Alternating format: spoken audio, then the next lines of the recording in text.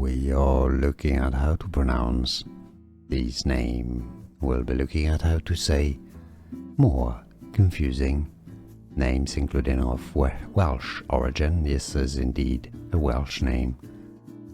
Crwys. Crwys.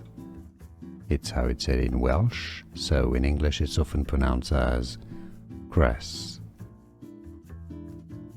We are looking at how to pronounce this name. We'll be looking at how to say more confusing names, including of Welsh origin. This is indeed a Welsh name.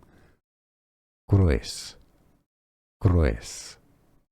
It's how it's said in Welsh, so in English it's often pronounced as cress. Here are more videos on how to pronounce more confusing words and names too many mispronounced. Like this video if you found it useful. I appreciate your support. I'll see you soon and thanks for watching.